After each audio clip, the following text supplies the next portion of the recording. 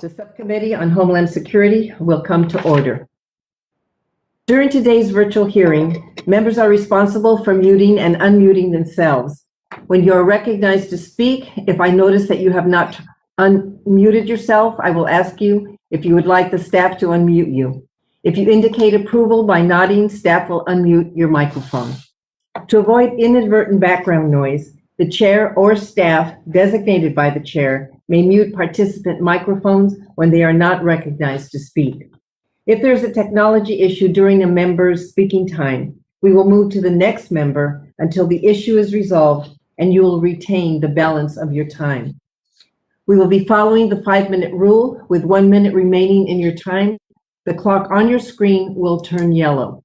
When your time has expired, the clock will turn red and it will be time to recognize the next member. We will follow the speaking order set forth in the House rules, beginning with the chair and ranking member, followed by members present at the time of the hearing is called to order, in order of seniority, and we will alternate by party. Next, we will go to members who are not present when the hearing was called to order until every member present has had the first round. Members can submit information in writing at any of our hearings or markups using the email address provided in advance to your staff. Now let's begin. I would like to welcome Mr. Troy Miller, the senior official performing the duties of the commissioner, who is here to discuss his agency's operations, particularly activities along the southwest border. This is Mr. Miller's first time to testify in front of the subcommittee. So welcome, Mr. Miller. I recently visited the border with Secretary Mayorkas, and I want to commend the Cbp personnel who have been working so hard over the last few months to manage an incredibly difficult challenge. Thank you for your efforts to impose order on what might otherwise have spiraled into an unmanageable situation. While challenges undoubtedly remain, I look forward to an update from you on the situation on the southern border and how you are working to ensure that migrants receive adequate shelter, culturally informed nutrition, trauma care, and due process while in Cbp custody. These efforts are vital as we work towards a more humane, efficient immigration system. I continue to have concerns about the lack of child welfare professionals and caregivers in Cbp facilities.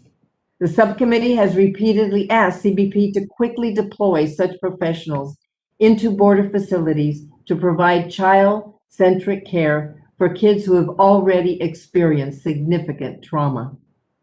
The COVID-19 pandemic has also taken a toll on the morale of the Cbp workforce, which has continued under most difficult circumstances to fulfill its mission of ensuring border security and the flow of international commerce. I understand that you have established peer support, medical resources, and caregiver support for the Cbp workforce. Please let us know how we can help you with these initiatives. To help address the shortfall in Cbp fee collections resulting from the pandemic-related reduction in international travel, we appropriated $840 million in supplemental funding in our fiscal year 2021 bill. It now seems unlikely the funding we appropriated will be sufficient to carry the agency through the end of the fiscal year. This morning, we'll want your candid assessment about Cbp's current fiscal posture. Also, while I know you are still limited in what you can say about the budget request for the coming year, we will want to have a good discussion about what it will take to address all of these challenges, both now and in fiscal year 2022. In conclusion, on behalf of the subcommittee, I convey our heartfelt condolences to the families and colleagues of those who have lost their lives in the line of duty. Tragically, since January 2020, Cbp has seen 32 line of duty deaths, 30 of which were directly tied to COVID-19. I reaffirm our continued support for the health and well-being of your workforce and our appreciation for their service. I now turn to the distinguished gentleman from Tennessee, Ranking Member Fleischman, for his opening remarks. Thank you, Madam Chairwoman. Mr. Miller, I too want to welcome you to the subcommittee, sir. Thank you for being with us today as we discuss the operations of Customs and Border Protection. Your decades of service to protecting this country and your commitment and leadership with Customs and CBP are greatly appreciated. I would especially like to thank you for stepping into this role of acting commissioner during this transition. I know this position has taken you away from your home and family, but we all appreciate the stable and steady leadership you provide to the mission and the men and women at CBP, especially during this challenging year. I pass along my sincere and heartfelt condolences, as did our chair, to the families, friends, and colleagues of the 34 CBP employees who lost their lives to COVID. The issues we are seeing at all of our borders and ports of entry are complex and make all the more challenging due to the pandemic and world's unsettled economies. We are seeing record numbers of migrants presented at our southern border, numbers we would not have imagined even in the busiest month of 2019, that threaten the safety of our nation. We have heard about CBP identifying serious known criminals and even individuals matching to the terrorist watch list within the many large groups apprehended at the border. Let me be clear. I am not saying that every migrant apprehended is a hardened criminal. I know that is not the case. However, the sheer volume of people makes it harder for CBP officers and agents to properly identify and screen everyone for threats and that pose threats to our communities. Further, the seizure of drugs, weapons, and counterfeit goods have not slowed during the pandemic, indicating that the cartels and transnational criminal organizations are still targeting our borders and our communities to fuel their profits. I was really hoping we would have the fiscal 2022 budget at the time of this hearing, but it appears, Mr. Miller, timing is on your side and you will have avoided any questions about the upcoming budget year. But I will tell you, and you know, that the investments we make with CBP are so important to the mission. The funds we provide for people, training, technology, operations, and yes, even the wall have shown to play a significant role in protecting our country. I have concerns that what I do know about the CBP budget, I don't like. I'm concerned that the fiscal 2022 budget does not contain any new funds for the border wall construction, even though work still exists. And when you consider the work left unfinished by the removal of DoD funds, DHS might even need even more investment to complete those miles. Even more disturbing is the proposal to rescind funds at the end of the year. I don't know how the administration can make that math add up when decisions on how to resume border wall construction or the cost to cancel contracts have not yet been made. I think it's foolish to back into a number when we haven't even reviewed the contracts and current needs. Further, I fear that without adequate investment and without a strong message that we are actively enforcing all of our nation's immigration laws, the numbers at the border will only grow and consequently will strain the resources across CBP's mission. I hope the parts of the budget I have not seen yet will shed some light on how we're going to resolve these challenges. Thank you again, Mr. Miller, for being with us this morning. I very much look forward to your testimony, sir. And Madam Chairwoman, I yield back. Thank you. Mr. Miller, we will submit the full text of your official statement for the hearing record. But I do want to note that we did not receive your testimony until late yesterday, even though it was due to the committee 48 hours prior to the start of this hearing. This type of delay is unacceptable and hinders Congress's ability to conduct its oversight. And I certainly hope that this is not going to be a pattern as we continue to request important information for the subcommittee. Please begin your oral summary, which I ask that you keep to 5 minutes. Thank you. Chairwoman Royable Allard, Ranking Member Fleischman, and members of the subcommittee, I am honored to testify before you today on behalf of U.S. Customs and Border Protection. CBP proudly serves the American people, and we take very seriously our responsibility to protect the United States from terrorism and criminal activity while enabling lawful travel and trade. These responsibilities have been challenged by COVID-19. The pandemic has forced all of us to do things differently, and CBP is no exception. We have changed how we process, care for, and monitor those in our custody. CBP, along with our federal, state, local, and non-governmental partners, have implemented a robust, multi-layered approach to ensure migrants are tested before continuing their immigration journey into the United States. Suspected COVID-19 cases are referred to local health systems for appropriate testing, diagnosis, and treatment. DHS is working to expand non-congregate sheltering for migrants who test positive or have potentially been exposed. Tragically, COVID-19 has claimed the lives of 34 CBP employees and 30 in the line of duty. 34 lives among the more than 586,000 American lives the virus has claimed to date in this country.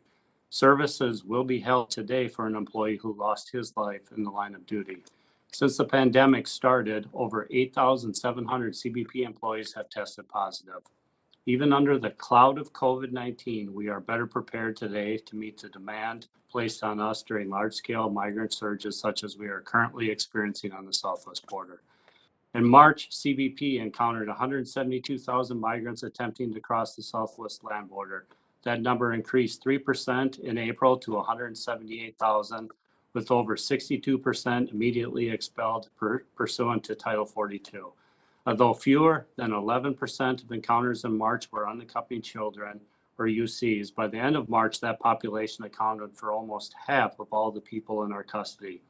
In response, we mobilized 4 soft-sided facilities in Arizona and Texas with a combined capacity of 2,500 to expedite UC transfers from CBP custody to Department of Health and Human Services custody. DHS stood up the Movement Coordination Cell with representatives from CBP, the Federal Emergency Management Agency, HHS Office of Refugee Resettlement, and U.S. Immigration and Customs Enforcement. This interagency approach has been remarkably successful in decreasing the average number of children in CBP custody. On May 11th, there were just 455 children in our custody. The average time in custody has also dropped from 115 hours in March to just 28 hours in May. CBP faces other challenges at our nation's ports of entry as well. In coordination with the governments of Mexico and Canada, only essential trade and travel is allowed across our borders. These restrictions are reviewed monthly to protect public health without unnecessary prolonging the restrictions. International air travel into the United States decreased by 95% in March 2020 and currently stands 70% below pre-pandemic levels. Presidential proclamations remain in place, limiting entry from China, Iran, the Schengen area, the United Kingdom, the Republic of Ireland, Brazil, South Africa, and India. International travel to Mexico and the Caribbean have shown signs of rebounding, and CBP stands ready to secure and facilitate air travel as it returns to pre-pandemic levels. This sharp decline in volume directly impacts CBP's budget. International air passengers pay about 94% of CBP user fees, which in turn fund about 40% of CBP's Office of Field Operations salaries. Day after day, the men and women of CBP persistently safeguard America's economic and public health, ensuring travelers and goods move safely and efficiently across U.S. borders, that migrants and visitors are properly documented, and that trade laws, regulations, and related international agreements are enforced. We are absolutely committed to balancing border security, national security, properly caring for those in our custody, and keeping the American people and our workforce safe. Thank you for the opportunity to testify today. I look forward to your questions.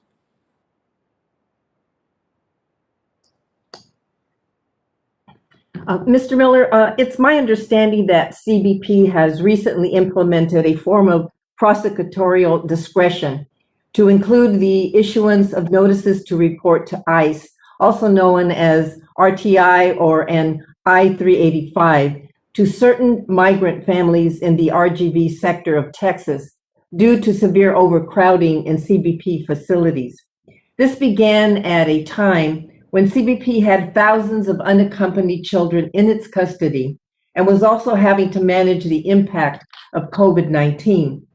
As CBP has worked with HHS to reduce the number of children in CBP custody, the number of such notices issued has gone down significantly. Notice to report to ICE have unfortunately been referred to as catch and release, which I have always found to be extremely disrespectful to migrants, most of whom are fleeing desperate conditions. I believe that no one should be using a fishing term to refer to human beings. Mr. Miller, can you elaborate on the rationale for issuing such notices, including the impact of changes in ICE operations, and describe how you have worked to introduce more efficiency and accountability into the process? Chairwoman, thank you for the question. As you indicate, notice to report was initiated in the Rio Grande Valley and only in the Rio Grande Valley on March 19th, 2021. Let me be clear, this is not a decision we made lightly, but it was necessary, as you pointed out, given the capacity in our facilities and the need to decompress our facilities to keep not only the folks in our custody safe, but to keep our agents and officers safe. The surge of family units began in RGV on January 23rd when Tamaulipas stopped taking back Northern Triangle families with tender age children under the age of 7. The situation on the ground on March 19th, we had encountered 2,439 migrants in between the ports of entry in RGV alone. We had over 2,600 unaccompanied children, of which 1,943 unaccompanied children were held over 72 hours in our soft-sided facility. Pre-COVID, the capacity of our soft-sided facility was 1,000. What we did before initiating our notice to report is we moved 470 agents to the southwest border. We set up virtual processing. We increased overtime for our Border Patrol agents.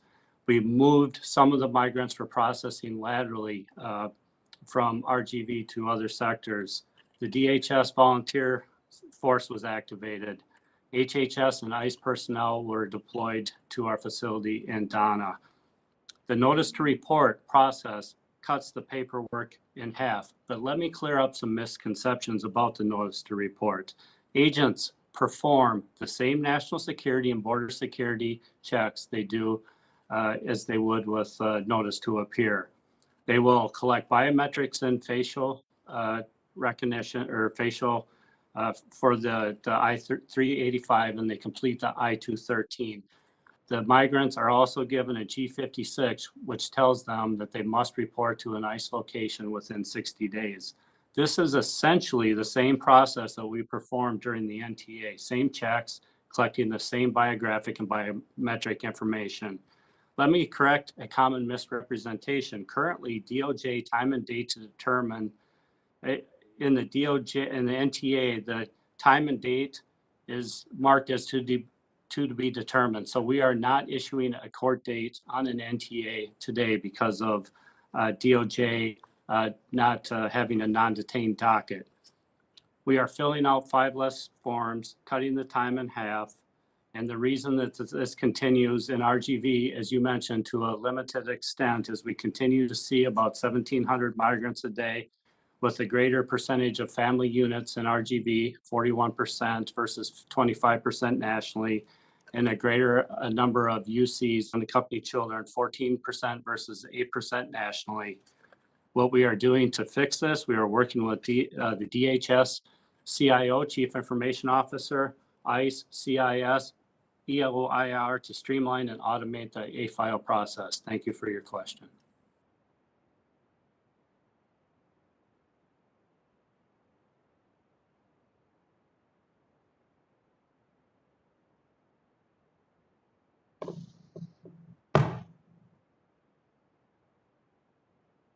Chairwoman. We can hear you, Madam Chair. Yeah. So CBP does conduct a security assessment on individuals before they are considered for release with the notice to report to ICE? They are. They are.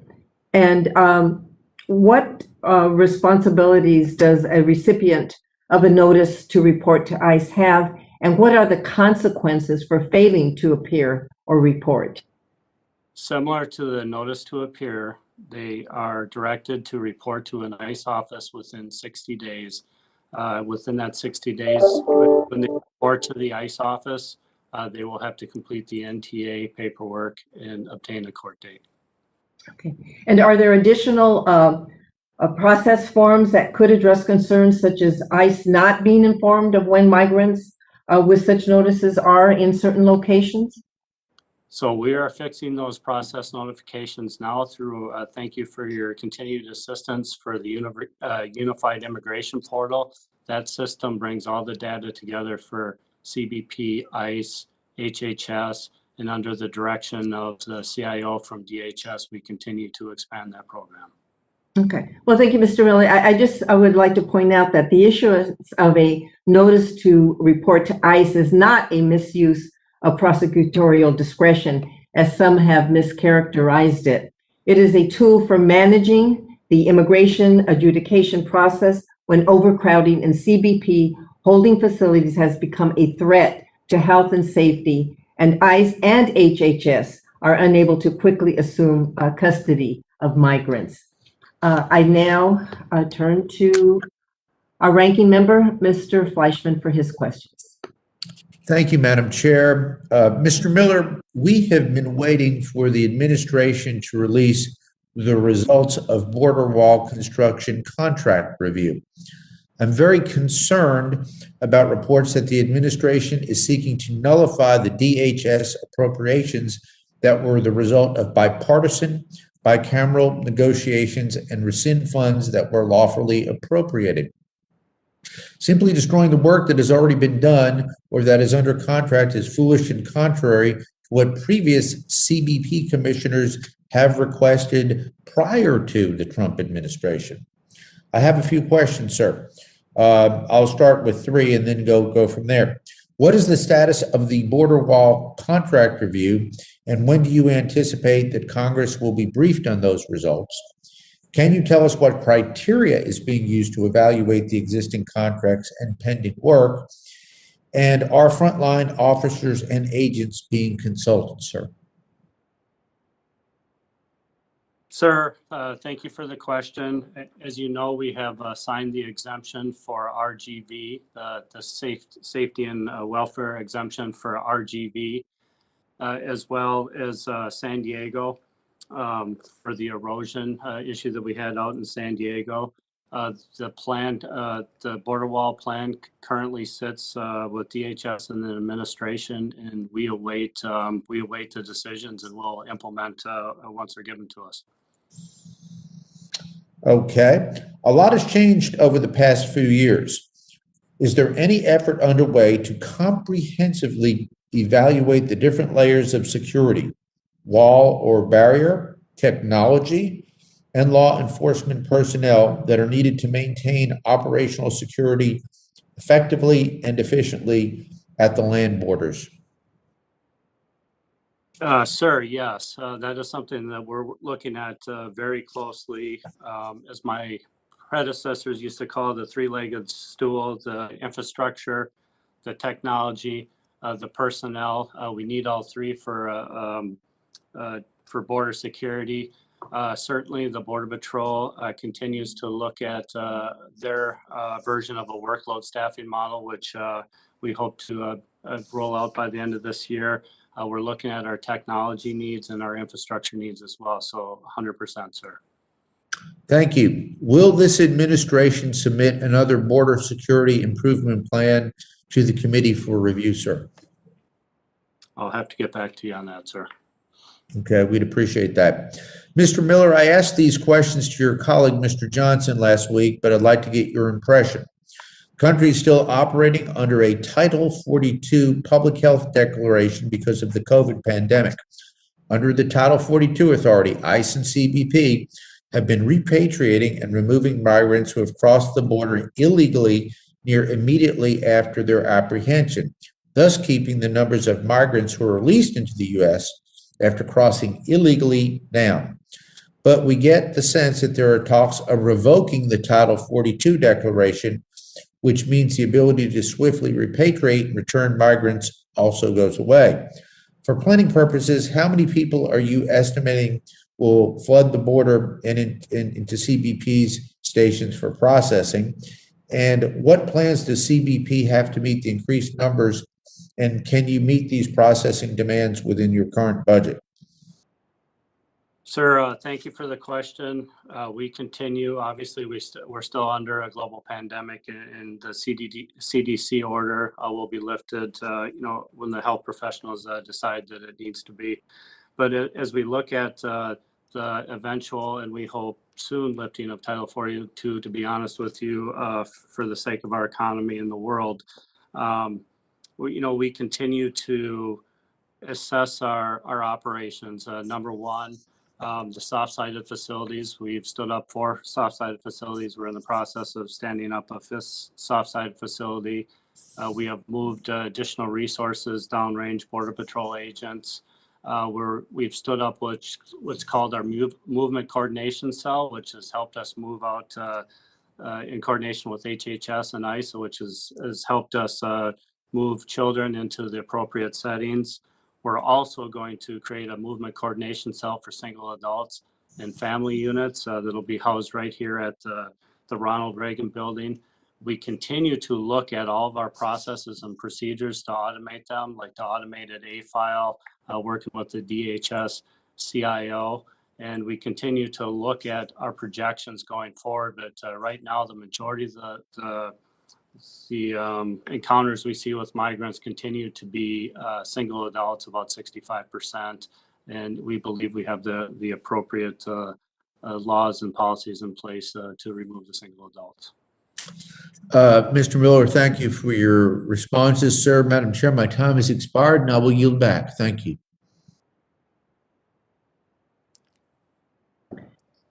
Mr. Cuellar.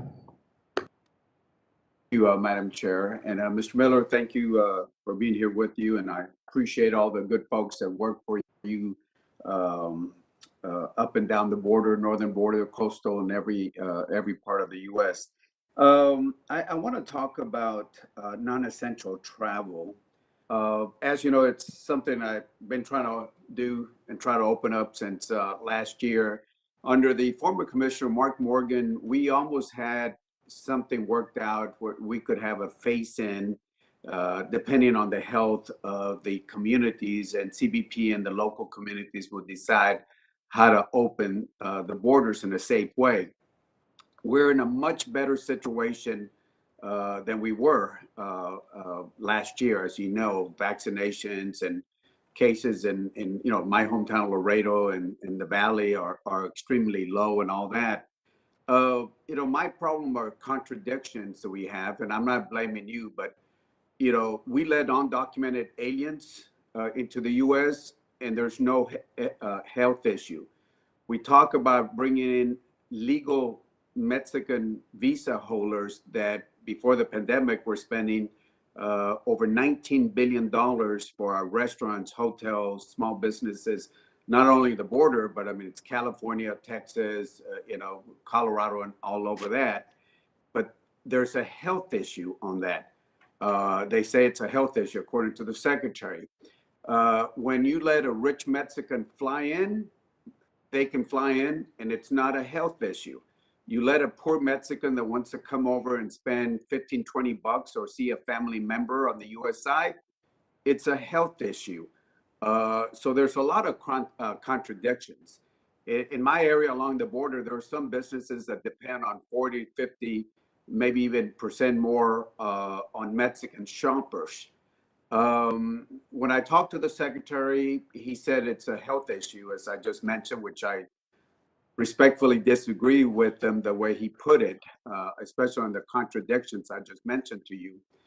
So I talked to CDC. CDC basically, well, the secretary said talk to CDC. It's a health issue. I talked to CDC. They push it back to Homeland, and they said it's Homeland security issue. I've had very good talks with your health undersecretary, Gary, and he does a great job. And I'm just trying to figure out, when are we going to open this up? I mean, there's so many contradictions, and I got businesses that have closed down, not only because of the pandemic, but on top of that, you lose 40, 50, 60% of your business. What do we need to do to get this open? In spite of all those contradictions I just laid out to you, and my businesses are so frustrated, my communities are so frustrated. I mean, I assume we're going to open up one of these days, but I'm just trying to see if we can expedite this in a safe way. And I, want to follow up with you after this call, if you don't mind, after this hearing, should I say. Congressman, thank you so much. And, first of all, thank you for recognizing the heroic work that the men and women of CBP continue to do under unprecedented times, under the most difficult situations. First and foremost, as you know, from the background of my career, I grew up in small communities on the northern border, and I understand the economic impact that this is having on the small communities and the communities on the southwest border. So really, I'm committed to working with you over the next 30 days or so to see what we can do in a more regional approach, and I look forward to working with you in the future. So we can do that as well, and we'll continue to consult with DHS, like you said, CWMD, and CDC and CBP to ensure that we have a clear path forward. And I thank you for the question. All right, and I'd like to follow up on that because I keep getting different signals on that. Just real quickly, I would ask you, because I'm going to ask for another line of questioning if we have time, but I would ask you to look at the technology and some of the requests for proposals that are set out to be 14 years of performance, and I'm a little worried about that. We can follow up. I know my time is up. I got about 20 seconds left, but I'm just concerned that if we go with some of the RFPs, we're going to see the same thing we saw with Boeing in 2008, and we're still in the same place with technology. So anyway, I'd like to follow up on that issue, on some of the RFPs that you put out for towers and instruments and communications all on board. My time is up, but I'd like to follow up on that, Mr. Miller, and thank you for your time. Mr. Pilar. Follow up. Thank you, Madam Chair, Ranking Member Fleischman, Commissioner Miller. Thank you for being here today. Appreciate everything you're doing. As you mentioned, y'all are operating under some unprecedented times and hardships. Big thanks goes out to all the CBP agents and their families underneath you that show up every day with their number one goal of keeping Americans safe. And that should be the number one goal of this committee. That should be the number one goal of all members in Congress. So thank you for what you do. I had an opportunity to go to the border in 2019 as a part of the conferee on the Appropriations Committee. And, we had a great host, Henry Cuellar. We went to Laredo, and Ranking Member Fleischman was with us, and Chairman Granger at the time. And, while we were at a point of entry, they seized 7 to 8 kilos of cocaine. And I know why some of our colleagues are focused on, all this humanitarian crisis at the border, and we're focused on it as well. But I'm wondering about the crisis and the dangers of, as our CBP agents and others are misdirected, taking off their core missions to focus on, other jobs, other things to help address the humanitarian crisis. We have huge gaping holes on our southern border where we don't know what's coming over. We don't know the true amount of drugs. I mean, obviously, what you seized in 2020, the COVID epidemic obviously did not keep the cartels from working overtime. 44,000 pounds of cocaine, 5,700 pounds of heroin, 177,000 pounds of methamphetamine, and 4,700 pounds of fentanyl. Now, if I'm correct, in the back of my napkin figures, 4,700 pounds is enough to kill every American 2 times over. And that's what you seize. And so what scares me is what we haven't seized. So can you kind of address, the type of people that you're apprehending, whether they're on the terrorist watch list, whether they're sex offenders, murderers. And again, those are the ones that we're catching, not the gotaways. And also your concerns with the hard narcotics that are coming across. And what technologies can we give you? I mean, obviously, Congress isn't committed to giving you all the barrier that you need, and we know it's effective. I mean, just look, we wrapped our Capitol around it with two rows of barrier. So between the boots, the barrier, and technology, what can be most effective in you doing and executing your job and keeping Americans safe? Sir, thank you. And thank you for acknowledging as well the incredible work the men and women are doing, because ultimately that's what they are hired to do. That's what they want to do. And that's what they are doing. Border security, national security, keeping the American people safe.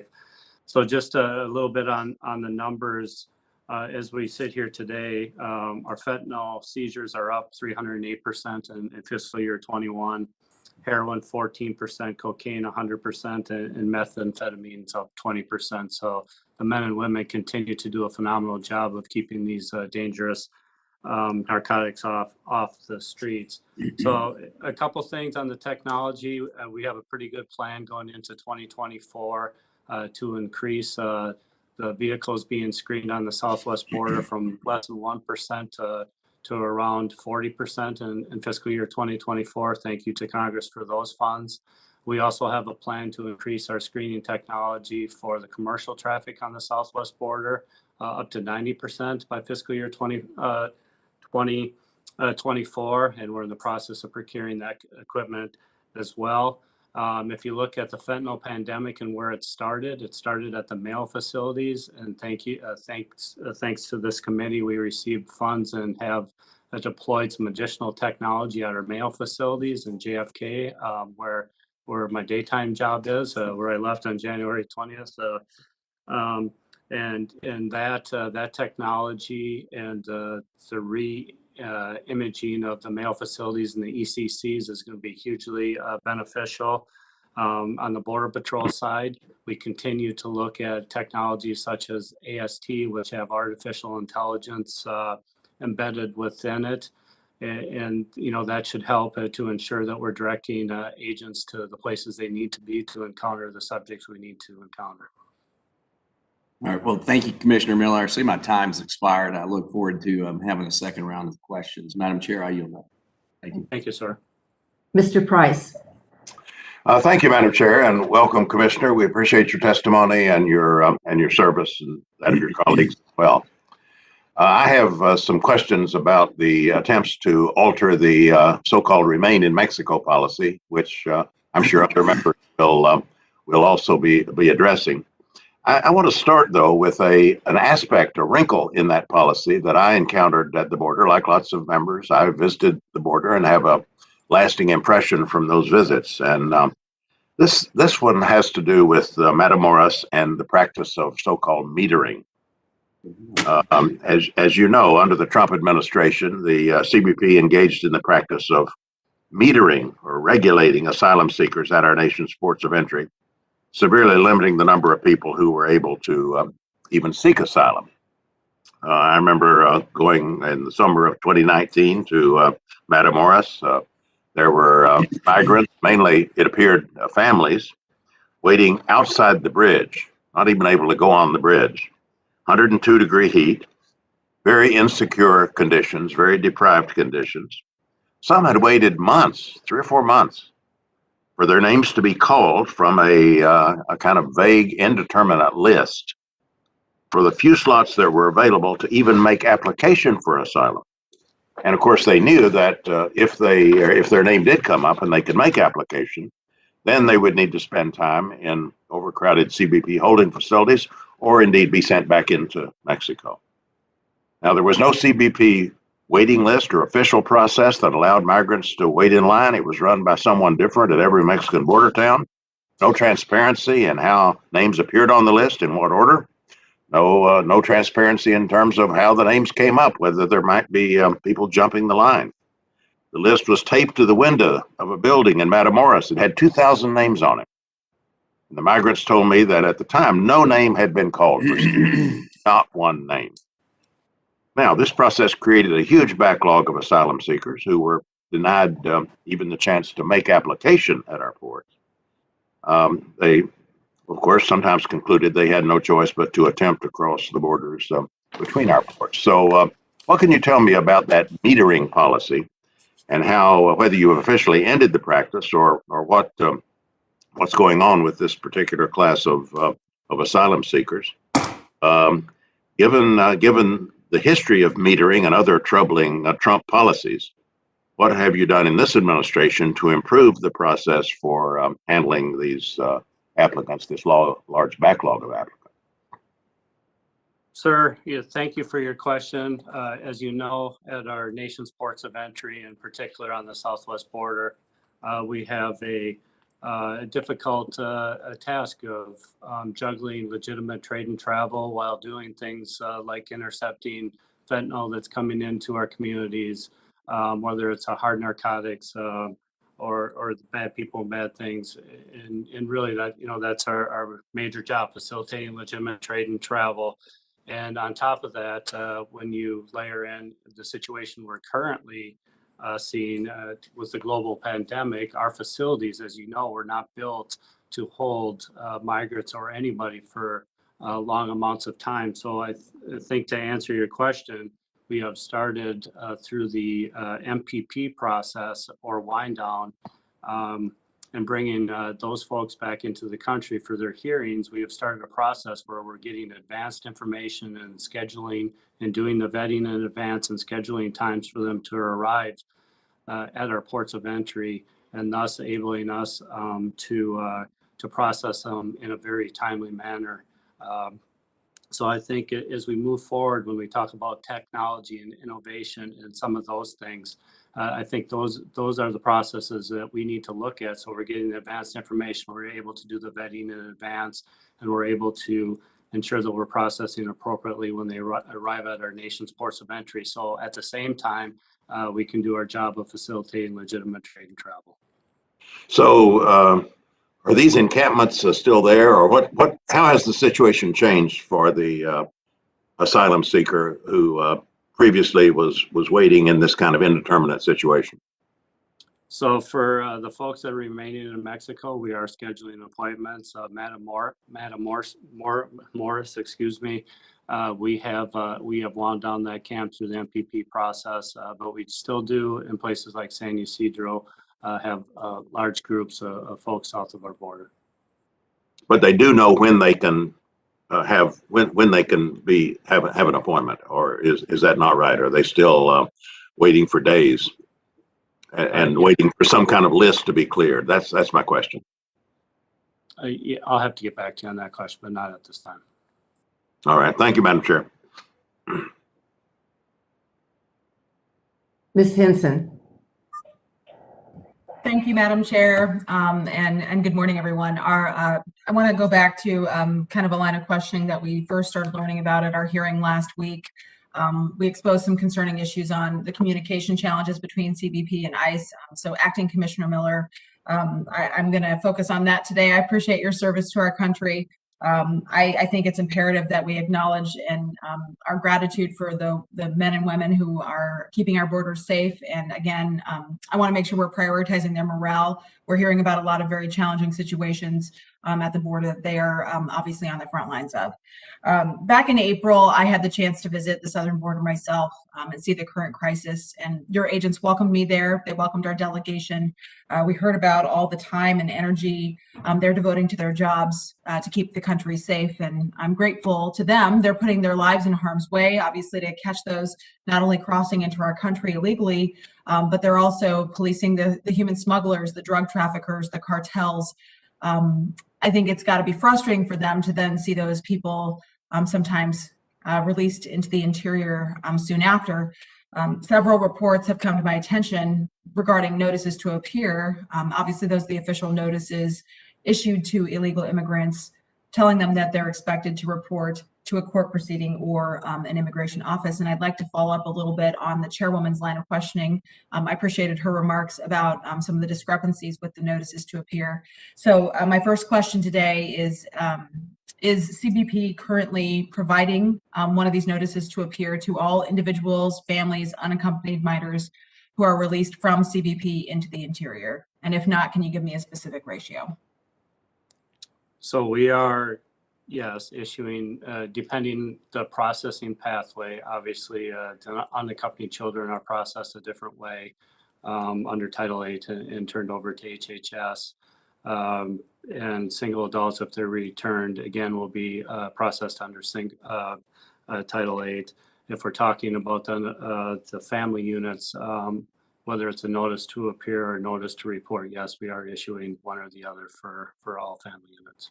Is there specific written guidance for how you issue those NTAs, who gets one, who does not? There is.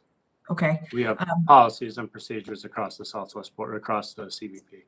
If you could make sure our office gets those, that would be much appreciated. And then is it possible at this point for CBP and ICE or either agency independently to track an individual who does not receive an NTA?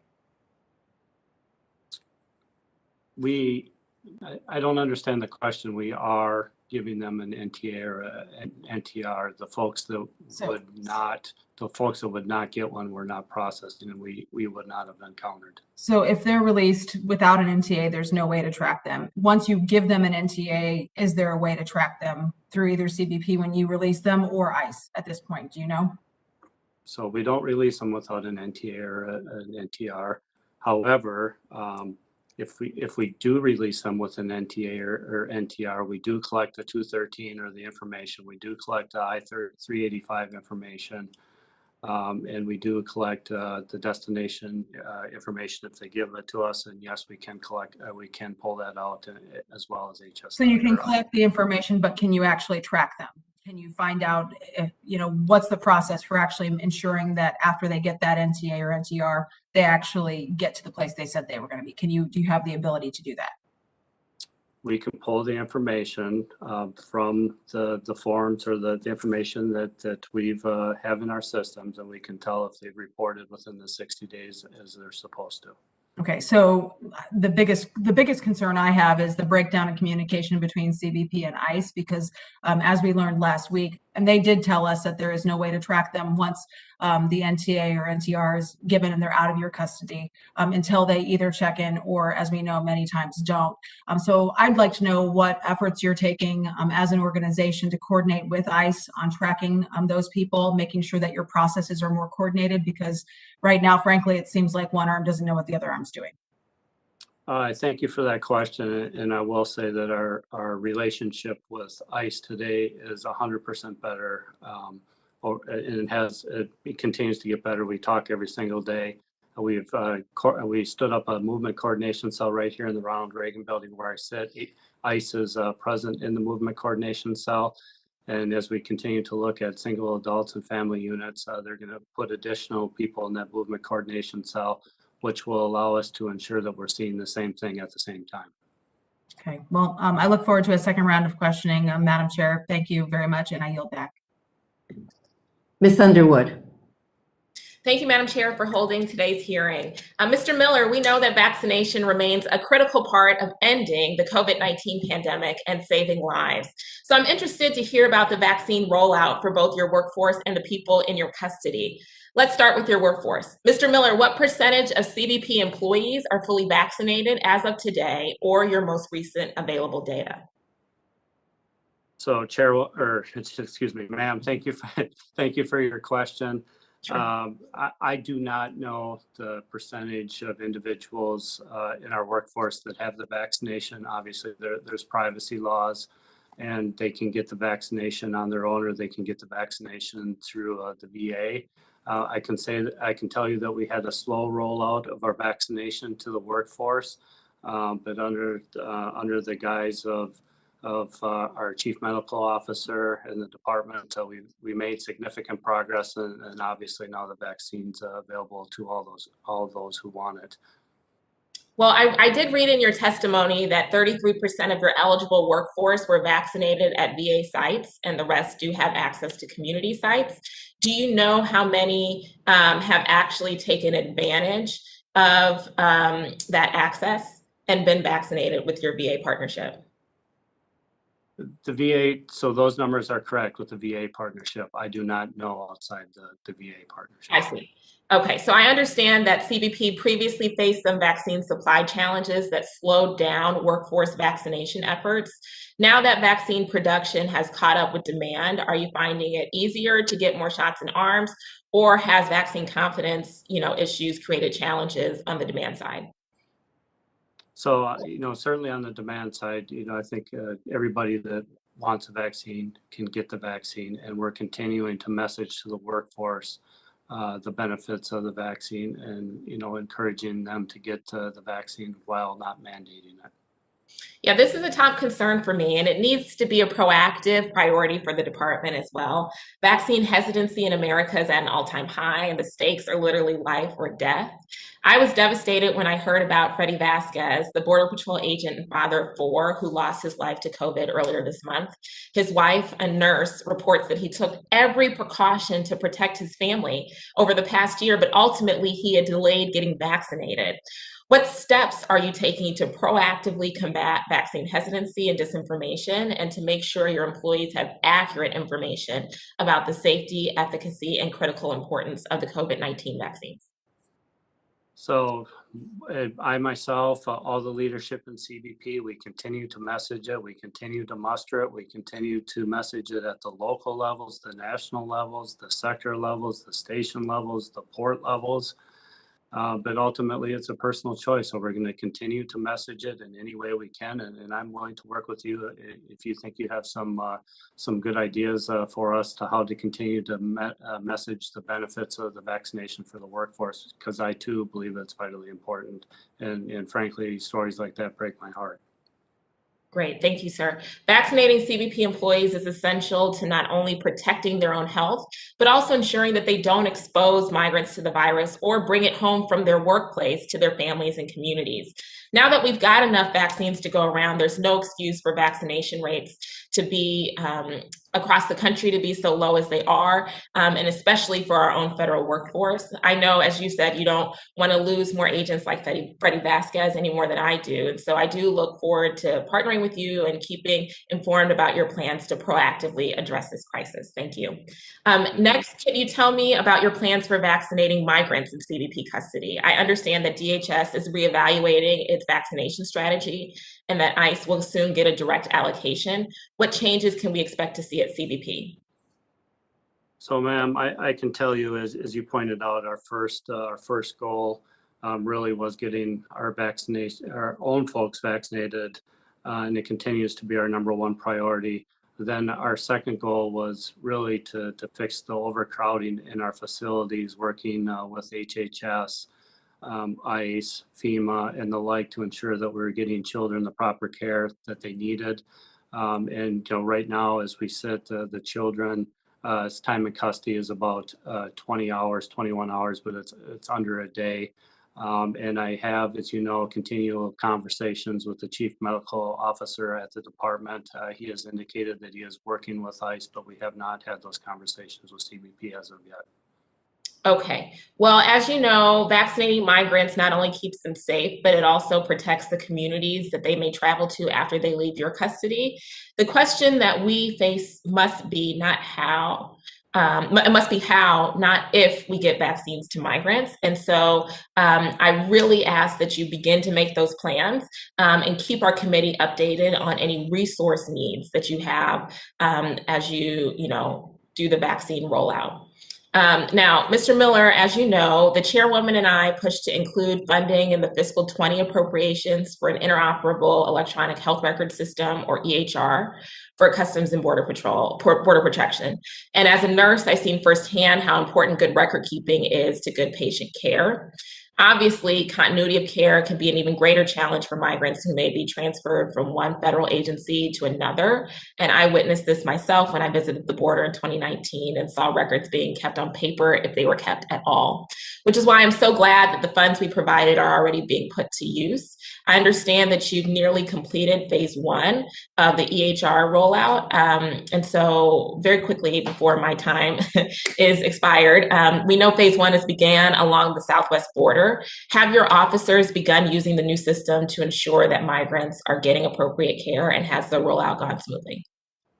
Yes, we have, and as stated, we'll complete this summer. We'll complete rollout of phase 1 across the southwest border, and quickly phase 2 will be connecting to our other systems, both the OFO and the Office of Border Patrol. And thirdly, we'll start working with the other government agencies. Excellent. My time's expired. Madam Chair, I yield back. Mr. Rutherford. Thank you, Madam Chair. Commissioner Miller, thank you very much for your service, and please pass on to your men and women our condolences for those 34 officers who lost their lives this last year. I want to join with the chairwoman in offering those condolences, and also to the Freddie Vasquez's family as well, who's sadly having a funeral today. We greatly appreciate and honor their service to this country.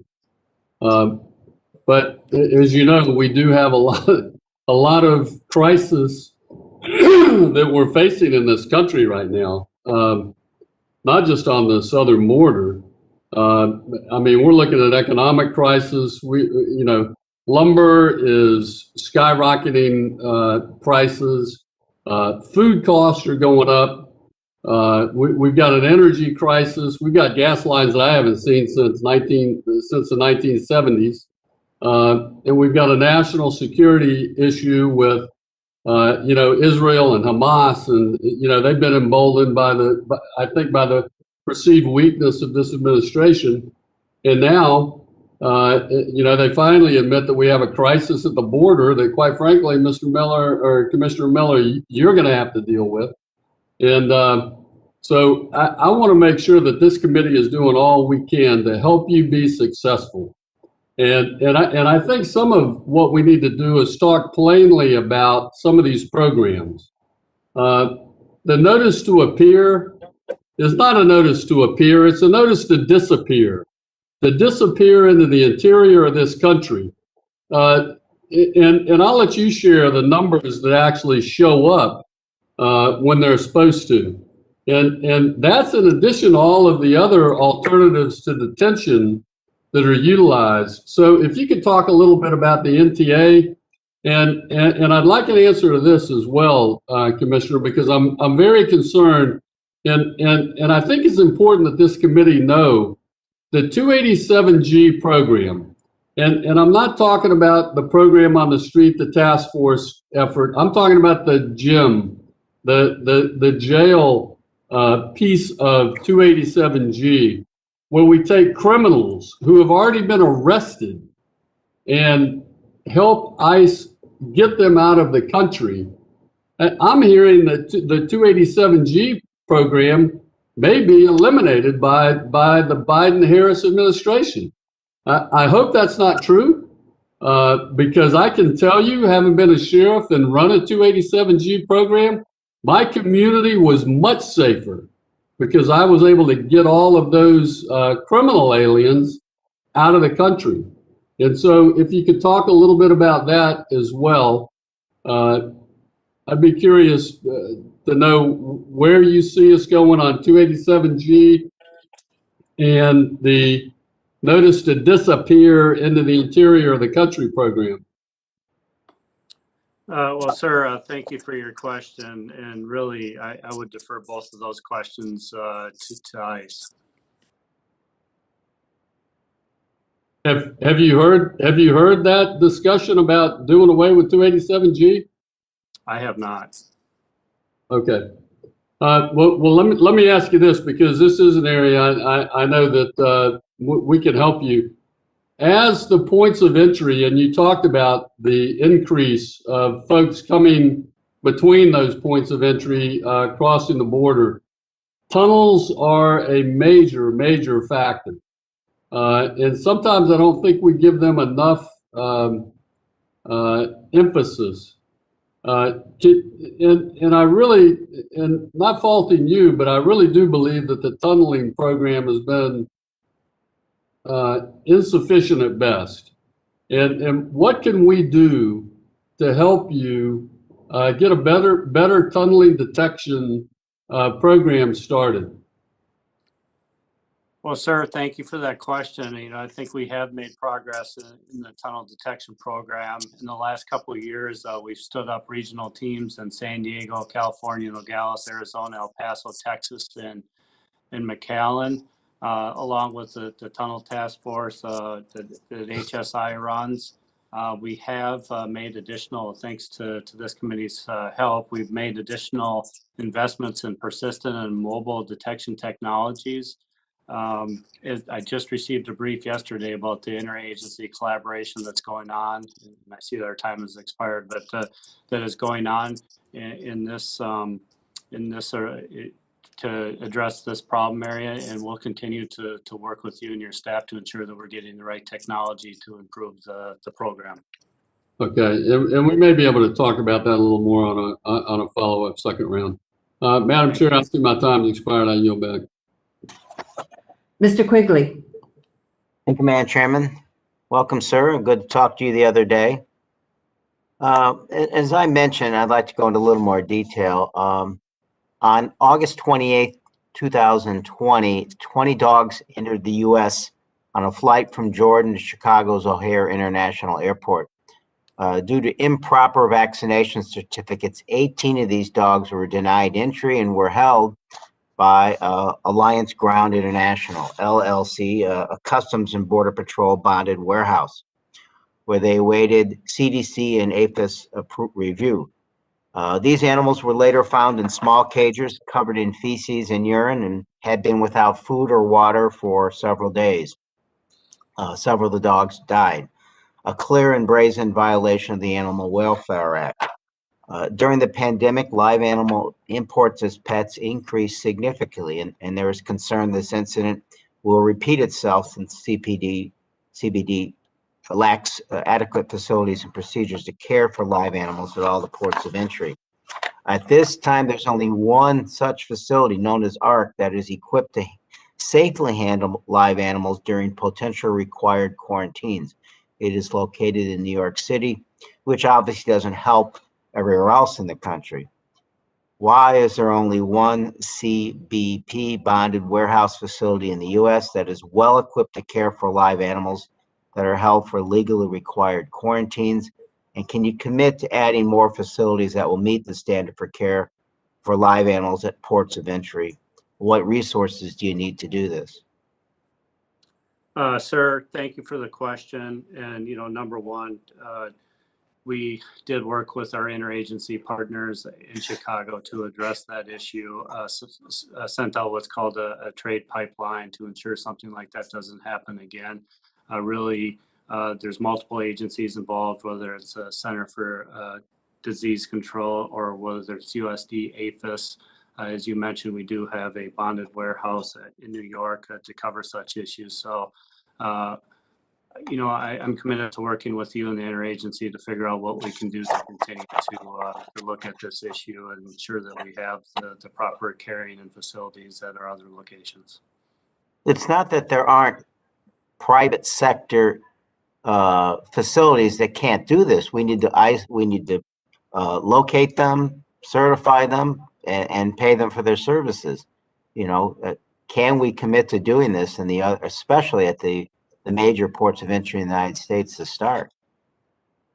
Again, I have to talk to APHIS and CDC, and we'll look at that and certainly get back to you. Right, and there are currently no CPB practices in place to require every bonded warehouse to maintain the standard of care for live animals that exceeds the basic requirements of the Animal Welfare Act.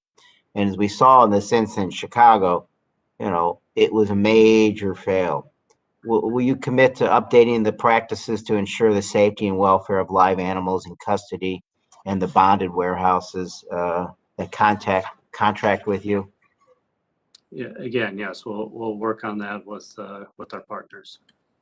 All right. Well, we appreciate that. Rather than go into a series that will take much longer, Madam Chairwoman, I will yield back at this time. Thank you. Mr. Aguilar.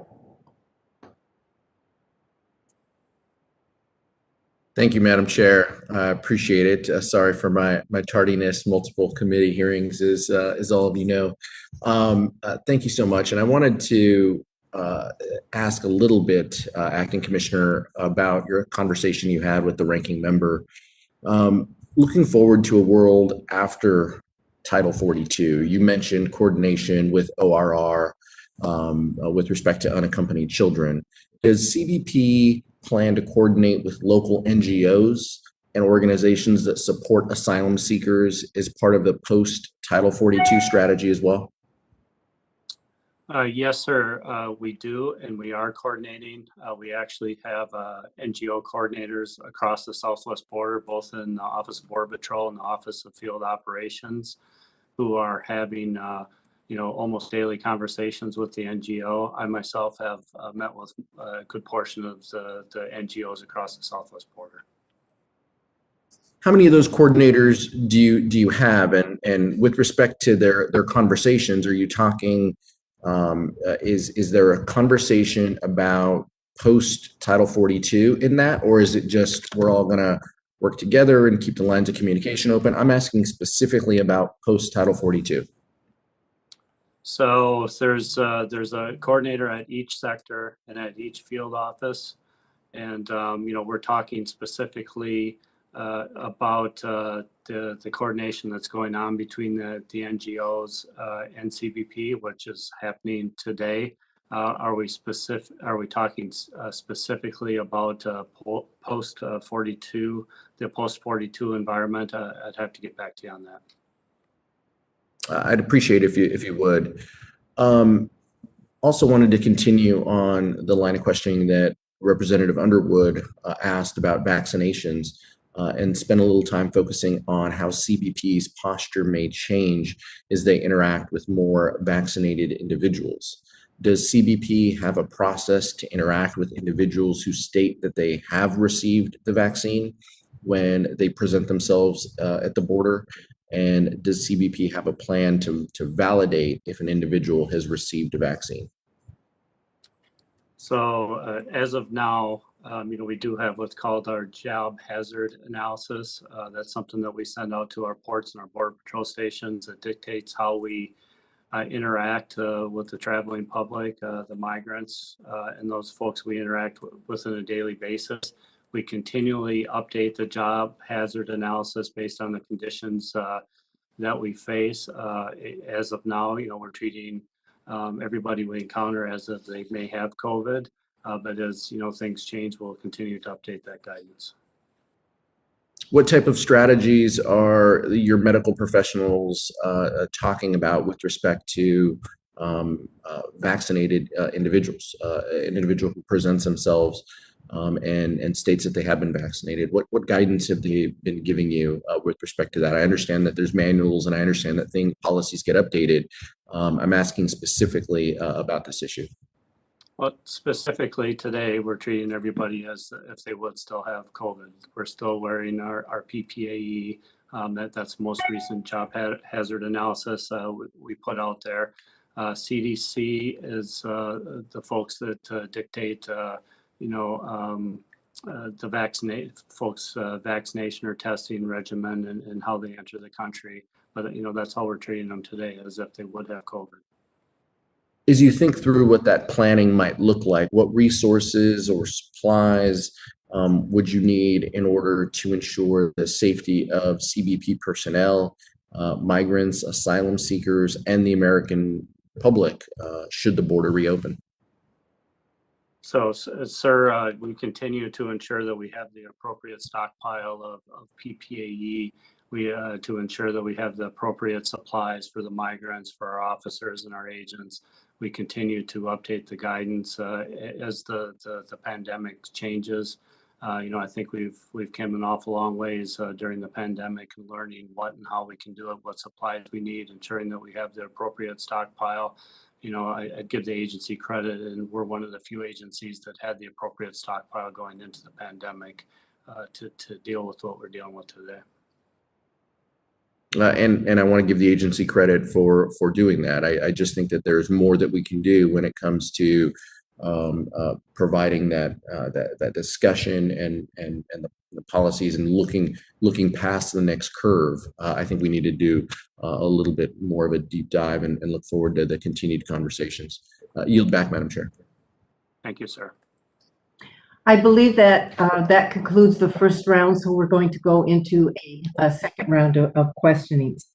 Mr. Miller, last week you released data showing more than 178,000 total encounters at the border in April. Can you talk more about the demographics that make up that number, the trends you are seeing with regards to migrants coming from countries other than Mexico or the Northern Triangle countries, and talk about some of the push and pull factors for migrants in different demographics and for different originating countries? Thank you, ma'am, for that question. So really right now across the Southwest border, we're seeing about 65% single adults, somewhere in the neighborhood of 10% of unaccompanied children, and about 25% family units across the Southwest border. As I indicated in our first question, the family unit percentage is a little bit higher in the Rio Grande Valley. When we look at the demographics, we continue to see Mexico and the Northern Triangle being the highest four. Ecuador, Cuba, Brazil, Venezuela, Haiti, Nicaragua, round out the top 10 of the folks we're seeing. What we've seen on the western flank is we've seen an increase of the Brazilians, which provide a unique challenge because of the Portuguese language and ensuring that we have the folks that communicate with them the right way. We continue to see a high amount of Cubans, I think I mentioned, and Venezuelans as well. Okay, and some of the push and pull factors that you're seeing for these different demographics? So I think the push and pull factors are pretty much the same across the demographics. As we've seen the increase, focus on Brazil a little bit. Brazil has had a real tough time with the pandemic, the economic insecurity. The Northern Triangle, as you know, we've had droughts, we've had hurricanes, the employment, the crime, the corruption. So, I think some of the factors that we've seen over time remain the same. Okay. And I want to ask a question. This has to do with encounters in March, which totaled over 173,000, of which around 60,000 or 35% were so-called recidivists, meaning individuals who attempted to re-enter the country after having been previously removed. Do you think that a relatively high recidivism rate is linked to the current reliance on Title 42 expulsion authority? I do. I think Title 42 lends itself to a higher recidivism rate. However, that being said, we're able to process these folks and send them back relatively quickly, keeping them out of our facilities and keeping the facilities decompressed. Okay. I recently traveled with the secretary to visit the temporary CBP facility in Donna, Texas. And while I noted a much improved environment as compared to the surge in 2019, more improvements are still needed for how CBP cares for those in its custody, particularly care for children and families. I understand that you're working closely with the DHS Chief Medical Officer to address short, medium, and long-term issues to improve the care of children. What recommendations is the CMO making at this time? Thank you, ma'am. Just as a little background for everybody here, in 2016, we had no medical staff at our facilities. At the beginning of the current situation, we had around 700 medical staff. Now today, as we sit here, we have 850 across the southwest border. We have hired additional caregivers.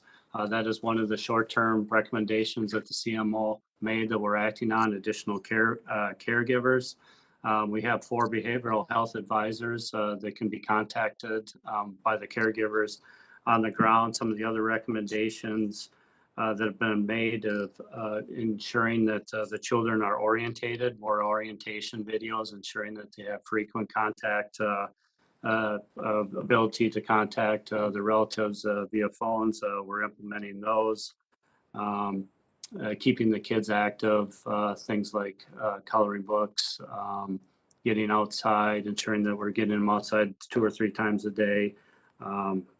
Mr. Miller, I'm running short of time, so I have a follow-up that I think is important, and that is what the status is of establishing a child welfare professional program, and increasing the number of non-medical child caregivers, because that's been a top priority of mine and of this subcommittee. Can you give us a status report on that?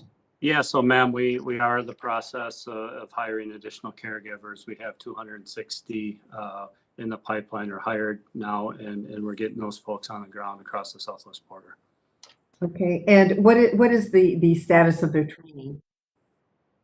So the training CBP personnel who come into contact with migrants who have trauma. What is there ongoing training of CBP officers with regards to working with these children that have trauma? So thank you for that question, and we are working with the CMO, and we will be training our Border Patrol agents along with the caregivers in trauma-informed training care. Thank you.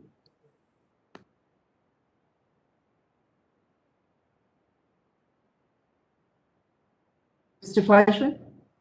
Thank you, Madam Chair. Mr. Miller, continuing with my line of questioning about Title 42, sir, do you think people are waiting in Mexico in anticipation of the Title 42 declaration being lifted soon? I don't know that they're waiting in Mexico for the Title 42 to be lifted. I do know that we are preparing in the Customs and Border Protection for the eventuality of Title 42 to be lifted. And we discussed many of those things that we're doing to prepare for it. I see in your written testimony, sir, that about 62% of total encounters resulted in a Title 42 expulsion for the month of April.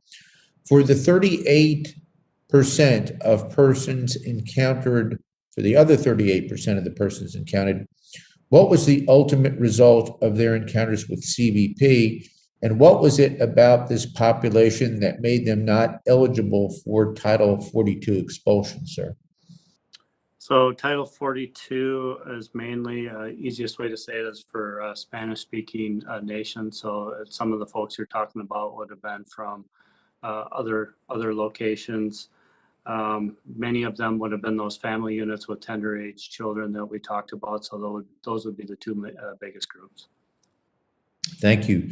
Should or when Title 42 gets lifted, what percentage of that 62% will still be able to be quickly repatriated?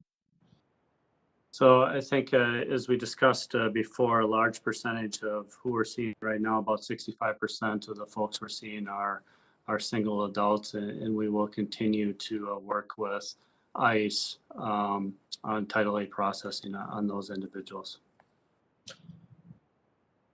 Thank you for that. Following up on that, are you getting the support you need from ICE and HHS to quickly remove migrants from the Border Patrol stations and land ports of entry, sir? So we've made significant progress with unaccompanied children, as we've mentioned, through the movement coordination cell that we stood up here at the Ronald Reagan building at CBP headquarters. We're literally sitting side by side, looking at the information every single day to ensure that we're moving the children out within that mandated 72 hours and really trying to do it within a day.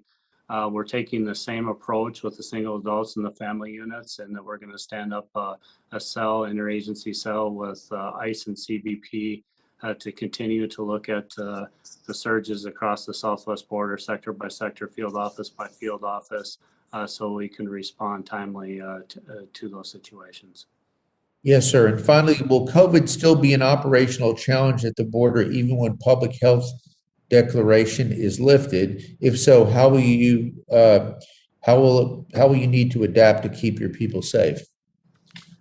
Well, thank you for that question, sir, because the health and welfare of the workforce continues to be the #1 priority here. So we're going to need to work very closely with the healthcare professionals, with CDC, with everybody to ensure, to the previous line of questioning from Congressman Aguilar on exactly what we're going to do to plan out for the eventuality of the Title 42 and Title 19 go away. So those are ongoing discussions with the medical professionals. Will be happy to update you as they come to conclusion. Mr. Miller, thank you for answering my questions and for your service and stepping up at this time. Madam Chair, I have some more time left, but in light of the fact that some of the members want to ask additional questions, I'm going to yield back at this time. So thank you so much and appreciate your testimony. Thank you, sir. Mr. Cuellar. Thank you, Madam Chair. Mr. Miller, again, we have already reached out to your office and sit down with you and CDC and your health, DHS health officer to talk about the border restrictions. As I mentioned, just to add one last point, I go home every day. Every week. So I live at the border. I don't go visit. So I see things very differently from some of my colleagues, both the Democrats and the Republicans. And every time I fly over here in the mornings, I ask the Border Patrol folks there, how many families are there, how many people are there flying. There are families that fly every time I fly to DC on the plane. And again, it's not a health issue to have those folks, but the legal visa holders from Mexico, that's a health issue. So I do want to follow up on that because I see that every time I go home to the border. I want to ask about the construction of the border wall. As you know, that's set against a wall, and I'm glad that they were sending the money. But one of the things is you all made a determination that my area, the Laredo sector, needed a border wall. We don't want a border wall. What we want is everything but the border wall. So there was $1.3 billion that was appropriated to the Laredo sector to build a wall. We don't want the wall. We want the roads. We want to eradicate the carrizos. We want the technology. We want a new checkpoint for Border Patrol outside of Laredo. If that checkpoint was a port of entry, it would be the 4th largest port of entry in the whole country because of the number of trucks that we have there. The World Trade Bridge is now at 17,000 trucks a day. And most drugs will come through ports of entry and not in between. My question, and I know I had asked the chairwoman about this at the very beginning, is will that $1.3 billion that got appropriated to the Laredo sector stay there for technology, roads, and all that? Or is this now a pot of money that Homeland is going to take out and put in other places of the area? The security questions are still there. I mean, y'all thought that there was a need for a wall, which I disagree, but I still want the technology there. Will y'all are y'all looking at putting that money back in the Laredo sector, or are you going to take that somewhere else and say there's no need, there's no security issue in my sector? Well, sir, as I mentioned before, the final determination on the wall and the funding, is with DHS and the administration as we speak. Certainly acknowledge, as we've discussed previously, sir, the need for technology infrastructure and people to secure the southwest border. And we're going to continue to look at what that calculus needs to be and ensure that we're getting the technology downrange to help the men and women of CBP and keep our community safe. Well, I'd like to follow up on that because I'm going to push for that money to stay there.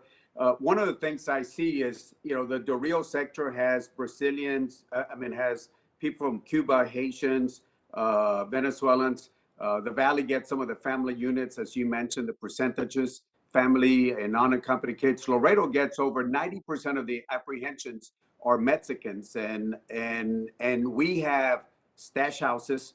We got, times where they put up 180 people in a trailer. SIP gangs, as you know, SIP gangs usually steal drugs from one another, but I have videos where they are stealing a commodity, if I can use that term, which are people. They're stealing undocumented aliens from one gang to the other gang, and anybody wants to see that video, I'll be happy to share it with you. So we got that type of issue, and that's why I'm saying, if you all determine to put a wall, then I will ask you to also determine that we still have that security interest and keep that $1.3 billion in the Laredo area without a wall. So I would ask you to please take a look at that. Thank you, sir. And, I just like to hit on one of the points that you raised, and we can talk about with further questioning or offline, but Operation Sentinel and what we're doing to take down these transnational criminal organizations that really are profiting off the vulnerable. So I'd be happy to further discuss those operations and what we're doing to attack these TCOs. Yes, and we'll follow up with the monies, because most of the monies for smuggling people in come from the U.S. and not from other places. So I think you and I have had a conversation. I'd love to follow up on that. We got to follow that money. With that, thank you so much, Mr. Miller. Thank you, Madam Chair. Thank you, sir. Mr. Palazzo. Thank you, Madam Chair. Commissioner Miller, back in, I guess, 2012, 2013, when I was on the Homeland Security Authorization Committee, we would use a term or metrics about operational control over the border. And back then, I think we were around 43% operational control. That means at any given time, we know we have control over the border. And I know that may be outdated. Could you just comment on how, what analysis do y'all use now to kind of derive an operational control number for the board? Sir, that's something I'll have to get back to you on, the exact analysis. I don't want to misspeak on that, sir. Okay, please do. Also, I know I've been a huge advocate, as some of my colleagues have been, since I've been in Congress, to utilize the National Guard to help support your frontline people down there, the CBP and ICE and others. Can you tell us about the partnership with the National Guard? Maybe share some successes and some of the stories of what they actually do to support you and your men and women? Well, sir, thank you. I mean, there's no more important partnership on the southwest border right now than the partnership with the National Guard. As you probably know, that the RFA has got approved for next year as well. So a couple of things. The National Guard continues to provide us flight hours for the Border Patrol agents on the ground when our Air Marine office is not able to provide those hours. They're out there every single day, really looking, sitting on those surveillance cameras and some of that surveillance equipment to tip off the Border Patrol agents when we have groups illegally entering between the ports of entry. And really, I can't say enough about the continued service that they have, really saving migrants' lives. I literally see a case every single week where identified somebody that's in distress or has saved somebody that's in distress. So yeah, the work that they're doing every single day to not only help us with the security, but the safety and welfare of those that we encounter is incredible. Well, I'm glad to hear that. As a National Guardsman myself, I'm glad they're being utilized, and I think it's a huge multiplying effort that helps you focus on your jobs, and they can pick up missions, and they also get it's valuable training for them as well. They sure do. They probably wouldn't be getting otherwise. And Quick pivot. I know we talk a lot about the southern border. It's truly, again, a humanitarian crisis. It's an invasion. I mean, there's all kinds of adjectives we could use to describe it. And we all have our own reasons why we think it's continuing to be a crisis. But can we pivot to the maritime border for a second? I know you mentioned in your testimony 95,000 miles of coastline. That's also that we do, but I'm more specific towards the Gulf of Mexico. I feel like it's a huge blind spot for us because our focus, like whether it's trying to interdict drugs on the high seas, we're either in the Caribbean or the Miami area or South and Central America. What are some of the things that you could use or share with us any issues that you have with the maritime border? So again, as you pointed out, 95,000 miles is a lot of miles to patrol, but really the maritime border is much like the Southwest border, and it really comes down to partnerships, right? We really need to be able to work with, and we do work with the United States Coast Guard very closely. We also continue to work with multiple interagency groups. We have a center down there at New Orleans where we're working with ICE, we're working with Coast Guard, the state and locals, Air and Marine. It's about information sharing, and it's continuing to look at technology so we can see into places like the Gulf. I think when you look at the shoreline down in Florida, it's a little bit more advanced. Working with GIATF South or JTF East. And the partnerships downrange with our partners, whether it be Panama, Guatemala, Honduras, or Guatemala, Costa Rica, and some of those places. So very challenging, but it is all about partnerships and increasing our technology. Absolutely. Partnerships and relationships are extremely important. Commissioner Miller, thank you so much. My time's up. Madam Chair, I yield back. Thank you, sir.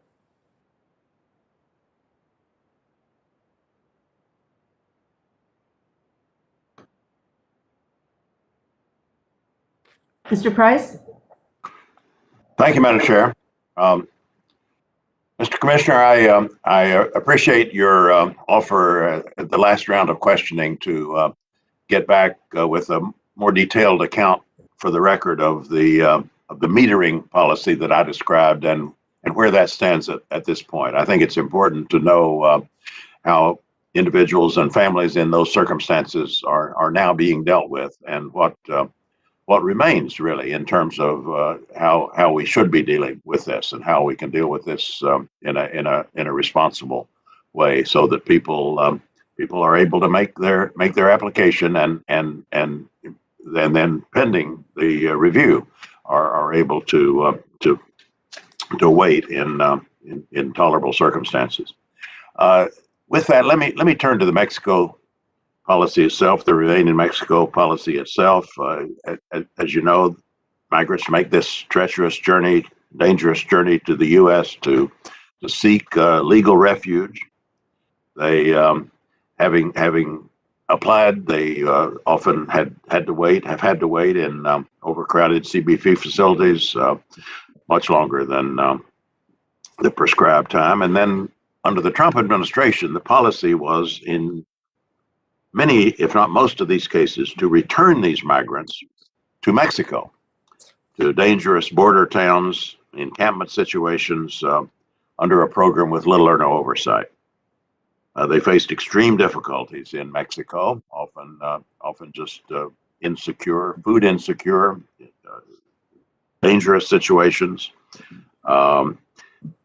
They had, of course, trouble with getting legal counsel. They often had their cases closed in absentia because they were simply unable to return for their court hearings, or to even learn when those hearings were occurring in any kind of reliable way. So thankfully, the Biden administration has now announced that it is ending this policy. Tens of thousands of people, including vulnerable populations who were forcibly returned to Mexico, are now being processed or in the stage of beginning to be processed. So that's what I want to ask you to describe. What challenges the agency's encountering and trying to do this course correction, to remedy this program? What additional resources or legislative changes do you need to regain our footing in the handling and processing of these individuals? And what kind of success have you had in processing the so-called MPP migrants since the February change in policy? Sir, thank you for that question. And really, I'd like to highlight really the incredible work by the Office of Field Operations and their innovation and the Office of Information Technology, working with the partners in Mexico, the international organizations. We're able to collect advanced information through our Cbp One app.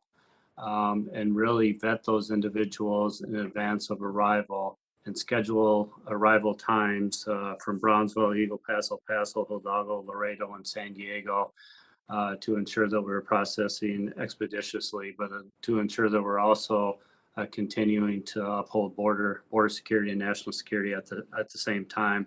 So today we've processed over 10,000 of those individuals through our ports of entry.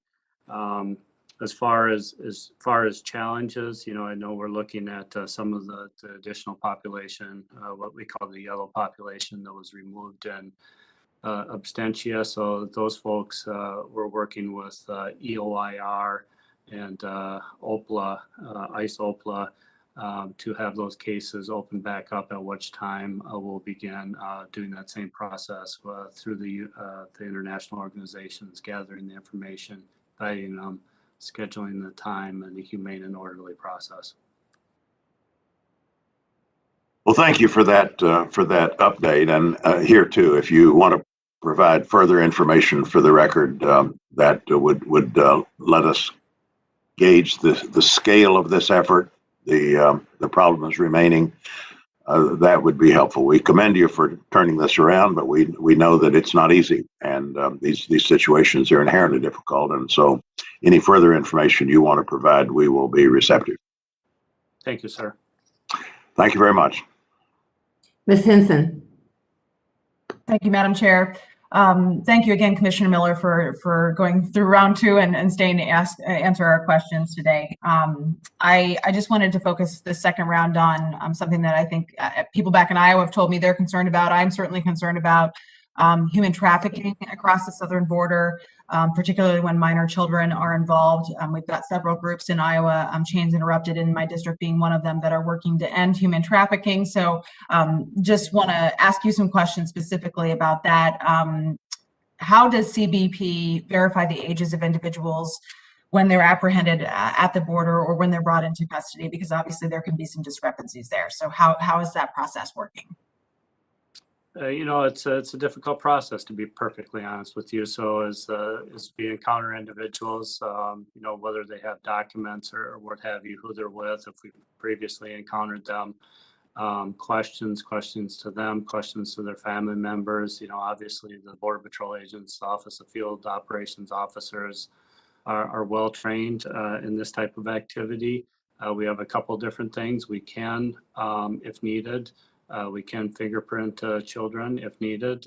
We work with ICE on the rapid DNA to determine if they're family members. So there's a number of different things we do collectively to try to determine age, if those relationships are legitimate, and we continue to look at new and innovative ways to do that. So if someone doesn't have an ID, let's say, or they don't have certifiable documentation of their age, what's that step look like? Because obviously I think the biggest concern is that you have young girls posing as adult women and vice versa, adult women posing as young girls, or young men and young boys too. So what does that process look like if the information is not something that can be certified?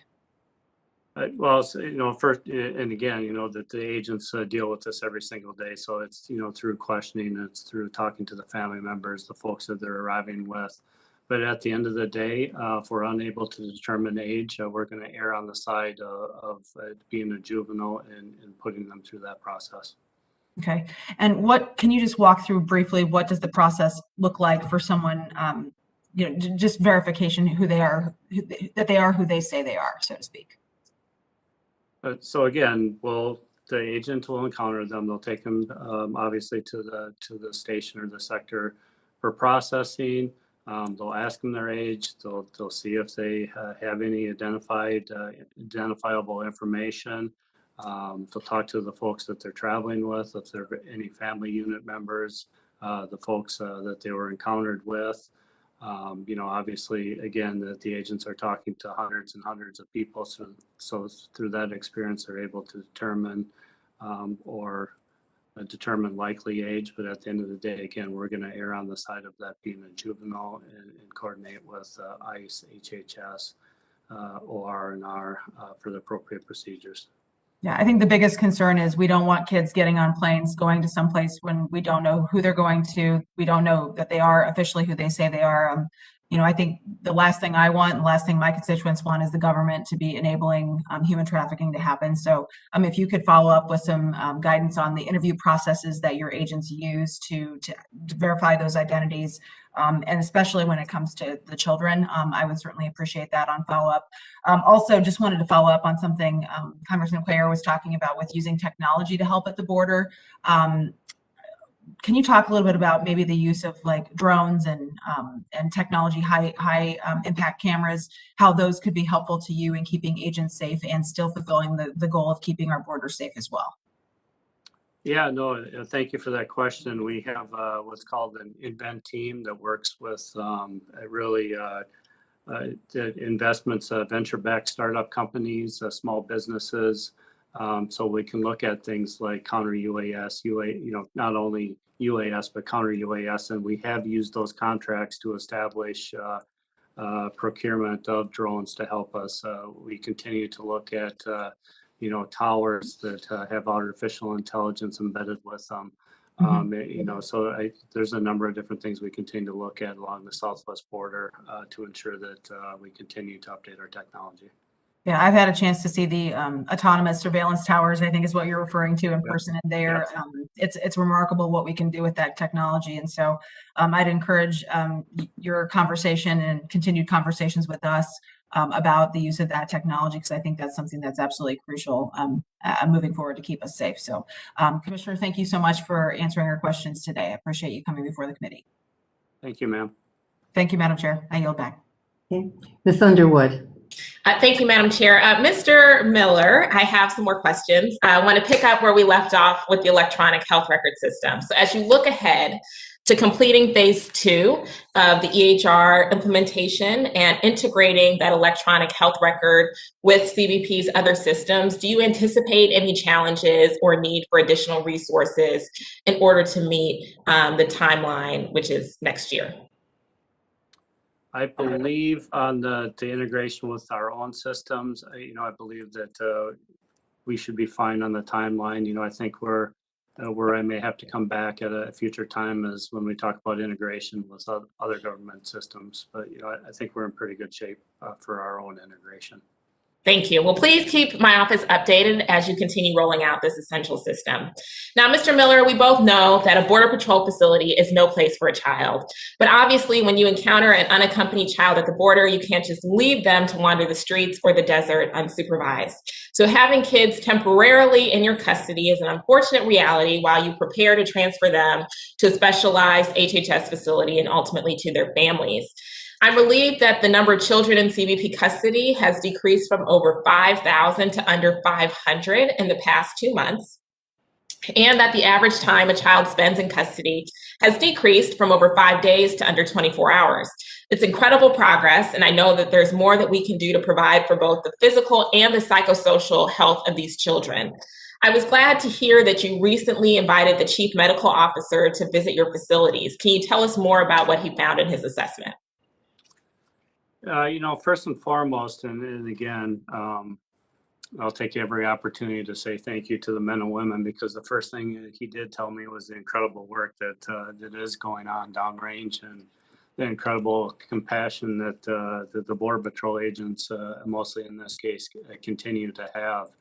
And, I think many of us, myself having a 6-year-old, are fathers, mothers, and and again, this is a real tough situation for them. So, so some of the other things I think we mentioned is having that connectivity to the behavioral health advisors, which we have 4 of. So we're continuing to look at that. Continuing to look at those caregivers. We mentioned that. So we're upping the caregivers at the facilities. The training of our officers and agents is essential. So we're going to ensure that we get the proper training. The orientation, he pointed out, was really important because often when the children travel these long distances, they don't quite understand where they are or how they got there, to be perfectly honest. So updating our orientation videos and ensuring they're getting those on a timely basis.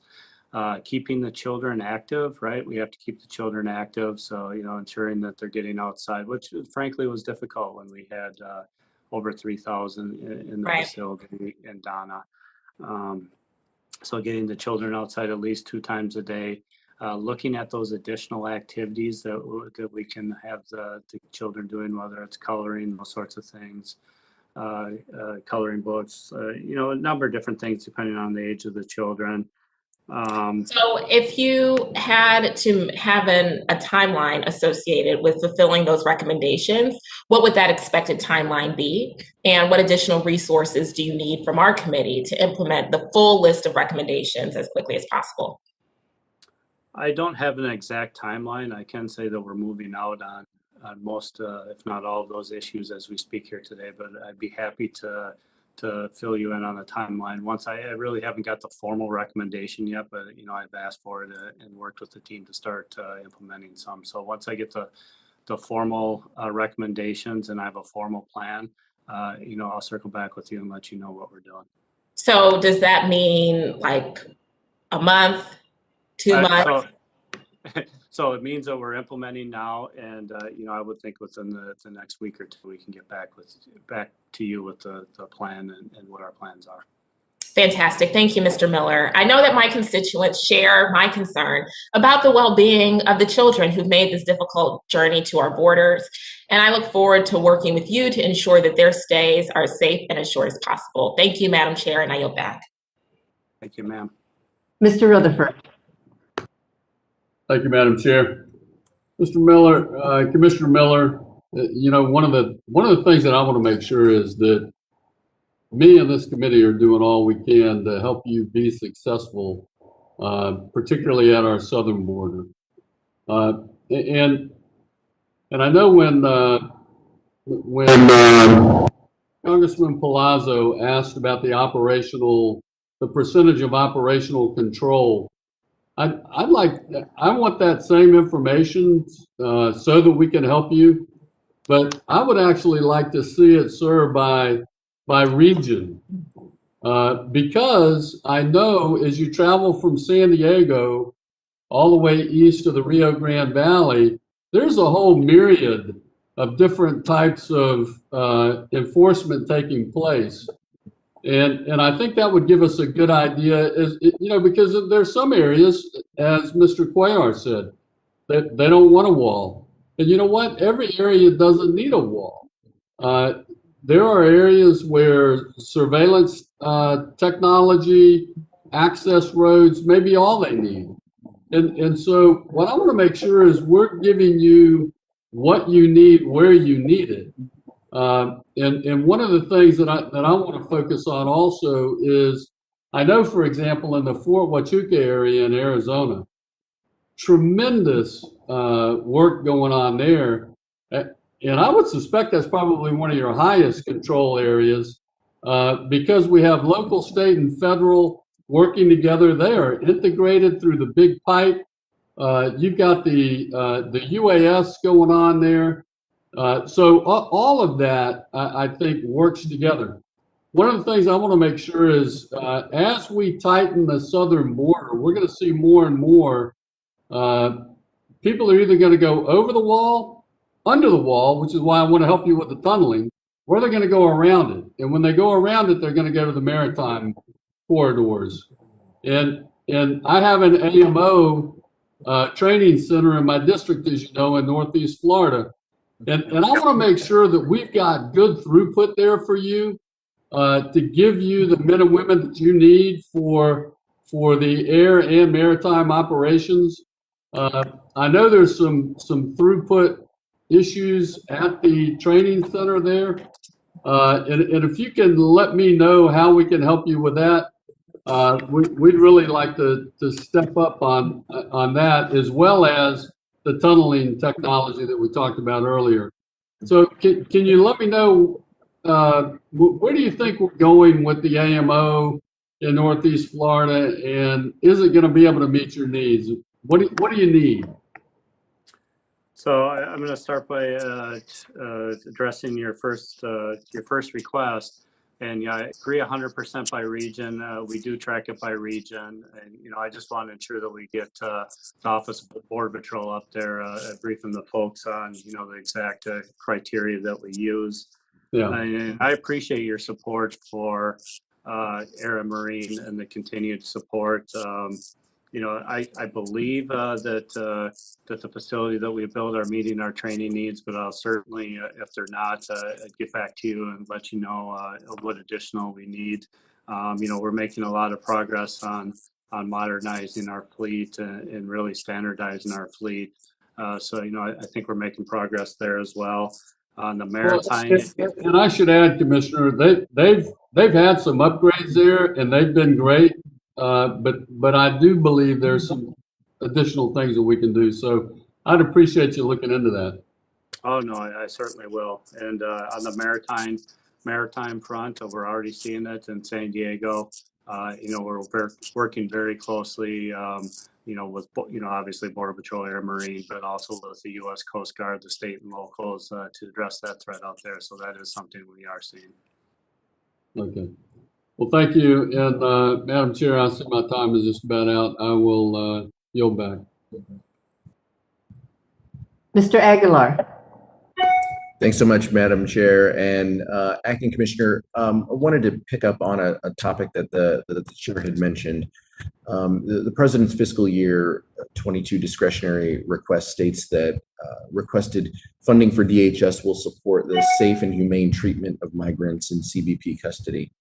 I wanted to raise a proposal that some of my colleagues in the Hispanic caucus have raised with the President and Vice President to support CBP when there are larger numbers of asylum seekers at our southwest border.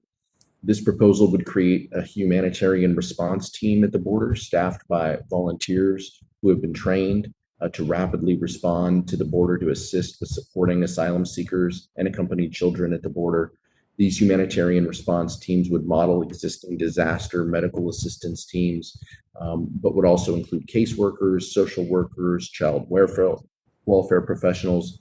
We believe that these teams will reduce the time that individuals remain in custody and ensure that all migrants are aware of immigration court dates and requirements and help with transportation and logistics as they are reunited with family members working within the HHS and ORR process, obviously, to create these teams.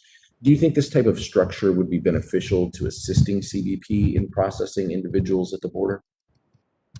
You know, that's something I'd have to look at. I know we're looking at, obviously, you know, thanks to the committee for the funds for a humanitarian care center somewhere in South Texas. But the humanitarian response teams isn't something that I've looked at. So I'd love to see the proposal and give you feedback. Yeah, absolutely. And I'd love for you to have a conversation with some of our colleagues in the Hispanic caucus who have been fleshing out some of these ideas as well, to see you know, what technical support or advice or concerns you might have. Commissioner, I'm also concerned about some of the language that was referenced earlier regarding individuals presenting themselves at the border with different names. The vast majority of children seeking asylum at the border are fleeing dangerous and often life-threatening circumstances, and we should be doing all we can to ensure that they receive the appropriate protections and care while as often as we can. Are you aware of widespread examples where migrant children are presenting themselves under different names? I am not at this point, no. Are you aware of government trafficking children, is my colleague referenced? Excuse me. I didn't, it broke up. Are you aware of the government trafficking children, was referenced in an earlier question? We have, back in 2019, we did see quite a few cases with children being trafficked, and that's why we worked with ICE to stand up the rapid DNA testing. But not by the government. Oh, not by the government, no. Right. No, excuse me. No, I'm sorry. I just want to the question. Of course. I just want to be cautious about the language that we use, because some of those statements have consequences and are often based on little or no evidence.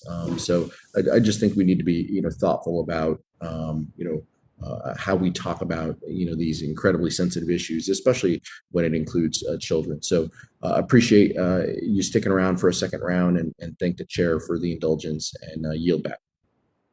Thank you, sir. I don't believe there are any more questions. However, Mr. Miller, in closing, I would like to ask one more question that I believe is on behalf of all the members of this subcommittee. As was noted during the hearing, more than 31 agents, officers, and other personnel have tragically lost their lives in the line of duty since January of last year. In addition to these tragedies, every day CBP personnel interact with migrants who are fleeing desperate circumstances, and the toll on them cannot be discounted.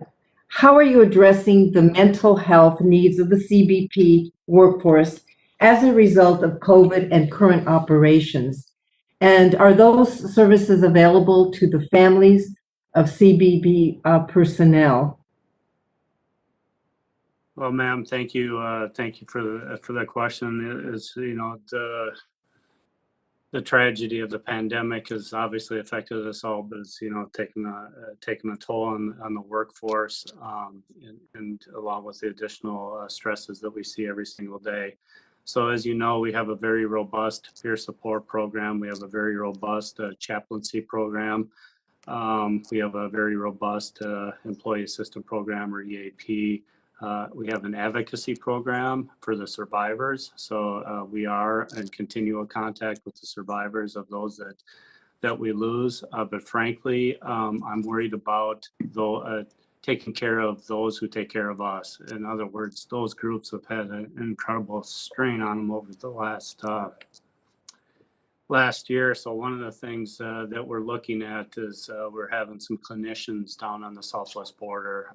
We have 3 of them, one in El Paso, one in Del Rio, and one in RGV. I had the chance to visit with the chiefs of the southwest border in San Antonio just last week. And the 3 that have that program said it was very beneficial in that there was somebody on site with them. It wasn't a call, it wasn't an EAP, it was somebody on site with them that they could talk and really think that they have averted some unfortunate circumstances for our team members. So I think looking at that program, expanding that program to additional sectors and field offices across CBP would be beneficial. But frankly, I'm willing to work with anybody that I can to ensure that the men and women are getting the support they need. So I would welcome any suggestions.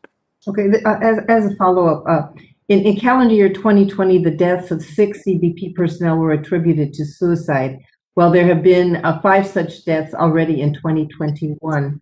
What are you doing specifically to help CBP personnel who may be contemplating suicide? And how can we help you help your workforce? So, I think supporting the clinicians that we talked about, that, we believe that a tragedy has been averted because of that program. So expanding that program to ensure that there's folks on site to talk to our personnel. We're working, and the chief of the Border Patrol, he's the one that brought up taking care of those who take care of us. So we're out there, they're out there talking to our peer support, our chaplains, our advocacy groups, every single day. They're spending an awful lot of time in the field. We have what's called Shine a Light campaign going on right now, where myself and the senior leadership are talking to folks about ensuring that they're getting the help they need, which is good. But, I think that one-on-one communication, talking to the folks on the ground, I'm trying to get out as much as I can to talk to the men and women to see what additional support they need. So it's really an all-in approach. But again, I'm welcome to take any additional ideas from the professionals and we do consult with the professionals, but any additional ideas that the committee thinks would help, we're all ears. Okay, well, please let us know as new information comes up from the professionals that you talk to. Any way that we can be helpful, please let us know. And with that, if there are no more questions, we will conclude today's hearing. Mr. Miller, thank you very much for your time. The Subcommittee on Homeland Security stands adjourned. Thank you, ma'am.